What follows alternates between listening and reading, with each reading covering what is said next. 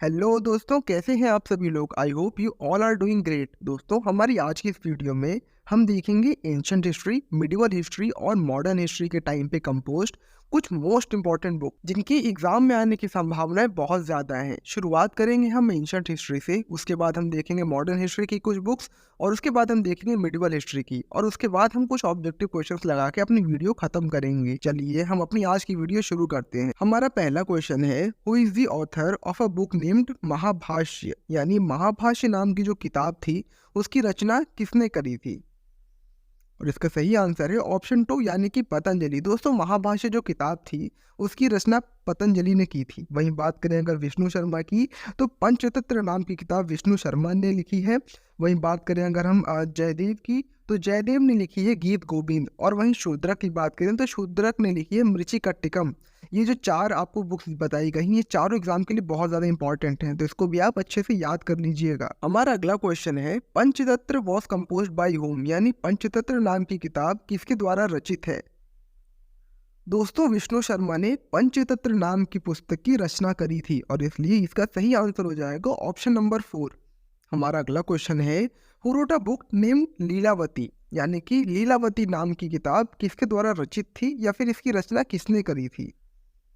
और इसका सही जवाब है ऑप्शन नंबर 3 यानी भास्कराचार्य। दोस्तों, लीलावती नाम की जो पुस्तक थी उसकी रचना भास्कराचार्य ने करी थी।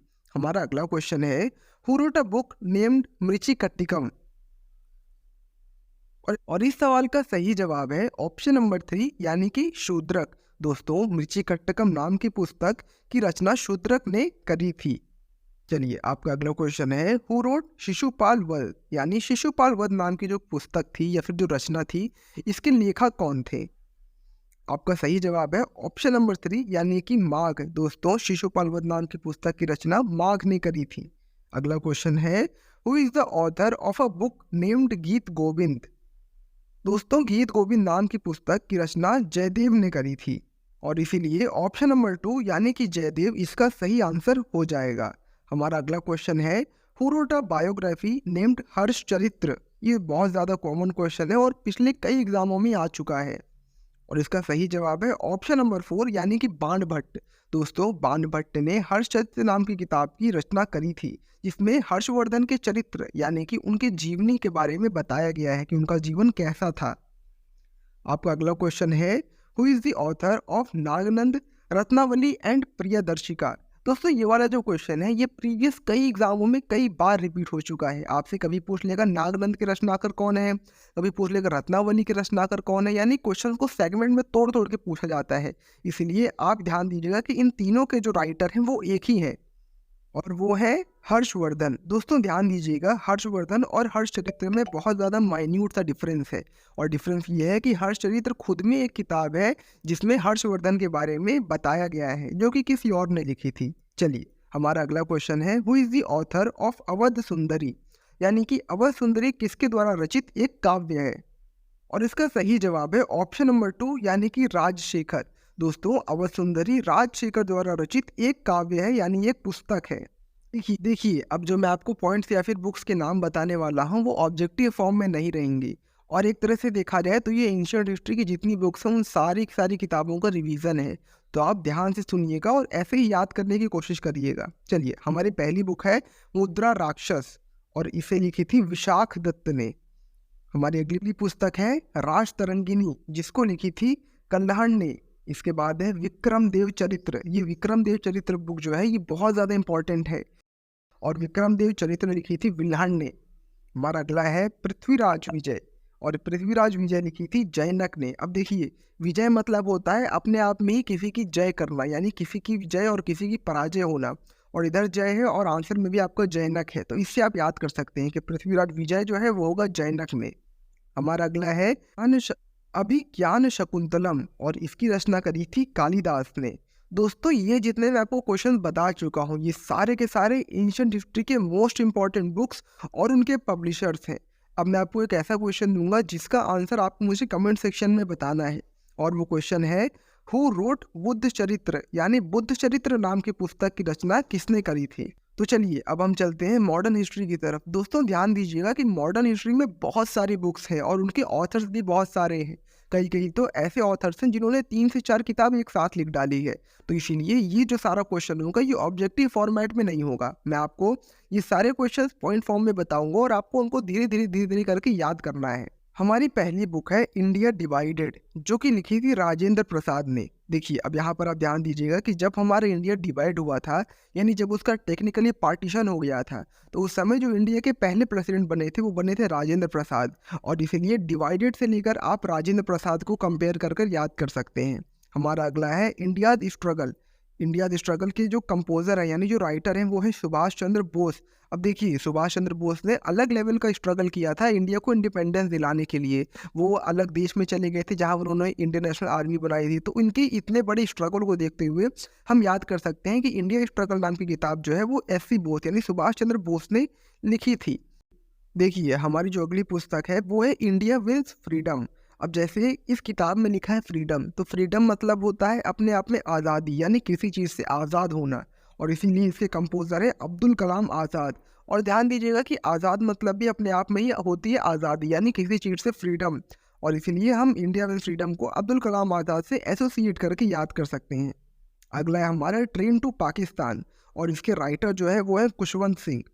हमारा हमारी अगली बुक है संवाद कौमुदी, और इसके है जो कंपोजर हैं वो है राजा राम मोहन रॉय। अब ध्यान दीजिएगा कि जो संवाद होता है, संवाद हम किसी राजा से करते हैं, किसी बड़े व्यक्ति से करते हैं, और इसलिए हम संवाद को राजा से एसोसिएट करके याद कर सकते हैं। हमारी अगली पुस्तक है गीता रहस्य, और इसके कंपोजर है बाल गंगाधर तिलक। आपने ध्यान दिया होगा कि अक्सर जो गीता का व्यवस्थित रूप से पाठ करते हैं वो पंडित या फिर कोई पुजारी ही होते हैं, और वो अक्सर तिलक लगाते हैं। तो इसलिए गीता को आप तिलक से एसोसिएट करके याद कर सकते हैं, यानी गीता रहस्य हो जाएगा बाल गंगाधर तिलक। एक बार और रिवाइज कराया जाए तो इंडिया डिवाइडेड यानी कि राजेंद्र प्रसाद, डिवाइडेड मतलब होता है बांटना या फिर डिवाइड करना, और उस समय जो प्रेसिडेंट बने थे वो थे राजेंद्र प्रसाद। वहीं अगला है इंडिया दी स्ट्रगल, स्ट्रगल मतलब होता है Subhash Chandra Bose. India with freedom, freedom मतलब होता है आज़ादी, और इसलिए होगा अब्दुल कलाम आज़ाद। वहीं होगा ट्रेन टू पाकिस्तान, ये अगला है ट्रेन टू पाकिस्तान जिसका होगा खुशवंत सिंह। इसके बाद है संवाद कौमुदी, संवाद हम करते हैं किसी राजा से या फिर किसी बड़े व्यक्ति से। नॉर्मल लोगों से हम बातचीत करते हैं, बड़े लोगों से हम करते हैं संवाद, और इसीलिए संवाद का होगा राजा राम मोहन रॉय। वही अगला है गीता रहस्य, गीता पंडित वगैरह करते हैं या फिर कोई पुजारी वगैरह करते हैं। जो व्यवस्थित पाठ होता है गीता का वो कोई पुजारी ही करता है, और वो क्या लगाते हैं, वो सब के सब तिलक लगाते हैं। तो इसलिए गीता रहस्य हो जाएगा बाल गंगाधर तिलक। चलिए हमारी अगली जो सेट्स ऑफ बुक्स हैं वो है माई एक्सपेरिमेंट विथ ट्रुथ, जिसके कंपोजर है महात्मा गांधी। अब आप ध्यान दीजिएगा कि जो ट्रुथ है यानी सत्य है, महात्मा गांधी जो है वो अहिंसा और सत्य ही उनका दो बेसिक प्रिंसिपल होता था। तो इसीलिए my experiment with truth, truth को आप एसोसिएट कर सकते हैं महात्मा गांधी से। महात्मा गांधी की एक और किताब है जिसका नाम है हिंद स्वराज। अब देखिए तो नाम से ही आप याद कर सकते हैं, हिंद स्वराज। स्वराज का जो नारा उरा दिया था वही महात्मा गांधी ने ही दिया था। स्वराज पार्टी वगैरह भी इन्हीं के द्वारा इस्टेब्लिश करी गई थी।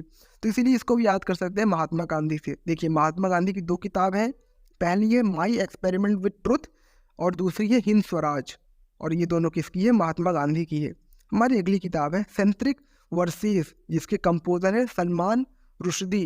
सेंट्रिक वर्सेस में एस और सलमान रुश्दी में भी एस, तो इसलिए आप इसको याद कर सकते हैं। अब देखिए ये याद करने के लिए तो ऐसे बहुत सारे ऑप्शंस आ सकते हैं, लेकिन बहुत ज़्यादा चांसेस है कि आपको सेंट्रिक वर्सेस का जितने ऑप्शन मिले उनमें से एक आध दो ही एस से शुरू हों। तो उस तरह से आप एलिमिनेट करके भी सेंट्रिक वर्सेस के सलमान रुश्दी तक पहुंच सकते हैं। हमारा अगला क्वेश्चन है माई कंट्री माई लाइफ, और इसके हैं लाल कृष्ण आडवाणी। हमारी अगली बुक है इंटरनल इंडिया, और इसके कंपोजर हैं या फिर इनकी जो राइटर हैं वो है इंदिरा गांधी। अब देखिए किसी भी जो सेंट्रल गवर्नमेंट होता है उसका जो एकदम इंटरनल मोस्ट पॉइंट होता है या फिर जो उसका केंद्र बिंदु होता है वो प्राइम मिनिस्टर होता है, और इंदिरा गांधी अपने टाइम की प्राइम मिनिस्टर रह चुकी हैं, और इसलिए आप इंटरनल को एसोसिएट कर सकते हैं इंदिरा से। इंटरनल में आई है, एन है, और वहीं इंदिरा में भी आई और एन है। तो इस तरह से भी आप इंटरनल इंडिया को इंदिरा गांधी से एसोसिएट करके आसानी से याद कर सकते हैं। आपकी अगली किताब है फ्यूचर ऑफ इंडिया। अब देखिए फ्यूचर ऑफ इंडिया कौन है, हमारे देश के जो फ्यूचर हैं वो कौन है, वो हमारे देश के जो फ्यूचर है वो आज के युवा है, और आज के युवा ज़्यादातर क्या खा रहे हैं, विमल, गुटखा, राजश्री, ये सब खा रहे हैं। तो इसीलिए आप जो फ्यूचर ऑफ इंडिया है उसको विमल जलान से एसोसिएट कर सकते हैं। फ्यूचर ऑफ इंडिया जो है वो विमल जलान है, यानी फ्यूचर जो है भारत का वो युवा है, और युवा इस समय विमल गुटखा खा रहा है, और इसलिए विमल जो है जो फ्यूचर ऑफ इंडिया है वो है विमल जलान। अगली जो बुक है वो है विंग्स ऑफ फायर, जिसको लिखी थी अब्दुल कलाम आज़ाद ने। अब देखिए, जैसे कि हम अब्दुल कलाम आज़ाद को मिसाइल मैन भी कहते हैं, और अगर आप किसी मिसाइल को ध्यान से देखे होंगे तो उसके नीचे से फायर निकलती रहती है और साइड साइड में उसके छोटे छोटे विंग्स लगे होते हैं, और इसीलिए आप विंग्स ऑफ फायर को अब्दुल कलाम आज़ाद से एसोसिएट करके आसानी से याद कर सकते हैं। हमारी अगली बुक है दी गोल, जिसके कंपोजर हैं मेजर ध्यानचंद। अब देखिए, जो मेजर ध्यानचंद हैं वो एक हॉकी के प्लेयर थे, और हॉकी के प्लेयर अक्सर गोल करते हैं, और मेजर ध्यानचंद ने अपने टाइम पर सर्वाधिक गोल किए थे। इसीलिए द गोल के जो कंपोजर हैं या फिर जो राइटर हैं वो मेजर ध्यानचंद हैं, और इसको आप इसी ट्रिक के माध्यम से एसोसिएट करके याद कर सकते हैं। हमारा अगला है लज्जा, जिसकी राइटर है तस्लीमा नसरीन। हमारी अगली बुक है सत्यार्थ प्रकाश, जिसके राइटर हैं दयानंद सरस्वती। हमारी अगली किताब है महाभोज, जिसके राइटर हैं मनु। इसके बाद हमारी लास्ट और सबसे मोस्ट इम्पॉर्टेंट किताब है राग दरबारी, जो कि लिखी थी श्रीलाल शुक्ला ने। एक बार और देखते हैं, विंग्स ऑफ फायर जो लिखी थी अब्दुल कलाम आज़ाद ने, द गोल जो कि लिखी थी मेजर ध्यानचंद ने, लज्जा जो कि लिखी थी तस्लीमा नसरीन ने, सत्यार्थ प्रकाश जो कि लिखी थी दयानंद सरस्वती ने, महाभोज जो कि लिखी थी मनु ने, वहीं राग दरबारी जो कि लिखी थी श्रीलाल शुक्ला ने। अब देखिए, हमारे दो ऐसे कंटेम्प्रेरी लीडर्स हैं जिन्होंने 2 से ज़्यादा किताबें लिखी हैं, जो कि है अटल बिहारी वाजपेयी और नरेंद्र मोदी। देखिए, ये जो 2 लीडर्स आपको बता रहा हूँ यही है मोस्ट इम्पॉर्टेंट पूरे एग्जाम के लिए, क्योंकि कंटेम्प्रेरी लीडर्स हैं और थोड़े यूनिक भी है। हमारे जो पहले हैं वो है अटल बिहारी वाजपेयी। तो अगर बात करें अटल बिहारी वाजपेयी की, तो उन्होंने कुल मिला के 3 पुस्तकों की रचना करी है, जो कि हैं संसद के 3 दशक, मेरी 51 कविताएं और संसद की रपटीली राहें। वहीं अगर बात करें नरेंद्र मोदी की, तो नरेंद्र मोदी ने 2 पुस्तक की रचना करी है, जो कि है ज्योति कुंज और एग्जाम वॉरियर्स। ध्यान दीजिएगा, नरेंद्र मोदी ने केवल 2 पुस्तकों की रचना करी है जो इम्पोर्टेंट है, जो कि है ज्योति कुंज और एग्जाम वॉरियर्स। और इसी के साथ हमारी मॉडर्न हिस्ट्री की जितनी इंपॉर्टेंट बुक्स हैं जो एग्जाम में आ सकती हैं वो ख़त्म होती हैं। अब हम बात करते हैं मिडिवल इंडिया की बुक्स के बारे में। दोस्तों, मिडिवल इंडिया की जो बुक्स है वो वैसे तो बहुत ज़्यादा नहीं है, और इसीलिए मैं आपको जितनी बुक्स बता रहा हूँ वो सारी की सारी अपने आप में बहुत ज़्यादा इंपॉर्टेंट हैं, तो इतने को तो आप अच्छे से याद कर ही लीजिएगा। चलिए, हमारी पहली बुक है शाहनामा, यानी who is the author of a book named Shahnameh, और इसका सही जवाब है ऑप्शन नंबर 3 यानी फिरदौसी। दोस्तों, फिरदौसी ने शाहनामा नामक पुस्तक की रचना करी थी।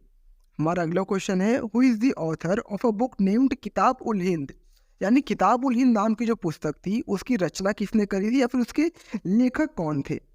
और इसका सही जवाब है अल बिरूनी। दोस्तों, इसका सन वगैरह नहीं पूछते हैं कि कब रचना करी थी या फिर किसके लिए रचना करी थी। सिंपल सा क्वेश्चन ऐसा ही आता है कि ये पुस्तक किसने लिखी थी, तो इसलिए आप उतना ही याद करिएगा, बहुत ज़्यादा डिटेल में जाने की कोई ज़रूरत है नहीं। आपका अगला क्वेश्चन है who is the author of the book named Jahangirnama, यानी कि जहांगीरनामा जो किताब थी उसकी रचना किसने करी थी? अब जैसे कि आप देख सकते हैं, जहांगीरनामा जो पुस्तक का नाम है उसमें जहांगीर अपने आप में ही है, तो इसीलिए इसका सही जवाब होगा वो होगा ऑप्शन नंबर 4 यानी कि जहांगीर। अब ऐसा ध्यान दीजिए कि हर पुस्तक में ऐसा नहीं होता है कि जो पुस्तक में नाम दिया हो अगर वही ऑप्शन में है तो वही आंसर होगा। ऐसा कई ये मतलब बहुत कोइंसिडेंस वाली बात है कि जहांगीरनामा के कंपोजर जहांगीर ही है। हमारा अगला क्वेश्चन है who is the author of a famous book named Alamgirnama. दोस्तों, ये वाला क्वेश्चन बहुत ज़्यादा इंपॉर्टेंट है, ये कई बार एग्जाम में आ चुका है, तो इसको थोड़ा ध्यान दीजिएगा। और इसका सही आंसर है ऑप्शन नंबर 2 यानी मोहम्मद कासिम। दोस्तों, मोहम्मद कासिम ने आलमगीरनामा नामक पुस्तक की रचना करी थी। अब देखिए 2 ऐसी पुस्तकें हैं जो अपने आप में बहुत ज़्यादा इंपॉर्टेंट है। मतलब आप ऐसा मान के चलिए कि अगर एग्जाम में कोई सवाल आता है तो 60% चांस है कि 60 या 70% चांस है कि वो क्वेश्चन यही दोनों में से रहेगा। और वो जो 2 मोस्ट इंपॉर्टेंट बुक्स हैं वो है बीजक और प्रेम वाटिका। देखिए, बीजक लिखी थी कबीर दास ने, वहीं प्रेम वाटिका लिखी थी रसखान ने। और ये बहुत ज़्यादा इंपॉर्टेंट क्वेश्चन है, आप इसको चाहे कॉपी के पीछे कहीं लिख लीजिए या फिर हाईलाइट कर लीजिए या फिर स्क्रीनशॉट लीजिए। मतलब ये क्वेश्चन बहुत ज़्यादा इंपॉर्टेंट, इसलिए आप इसको याद कर लीजिएगा। और इस साथ जितनी इंपॉर्टेंट बुक थी एंशंट हिस्ट्री, मिडिवल हिस्ट्री और मॉडर्न हिस्ट्री की, वो सारी की सारी कवर हो चुकी हैं। आप ये वीडियो को चाहे तो डाउनलोड कर ली या फिर 3-4 बार देख लीजिएगा, ताकि आपको एग्जाम में मतलब याद हो जाए कुल मिला के। ठीक है, तो चलिए हमारी आज की वीडियो यहीं खत्म होती है, मिलते हैं आपसे अगली वीडियो में, तब तक के लिए जय श्री राम।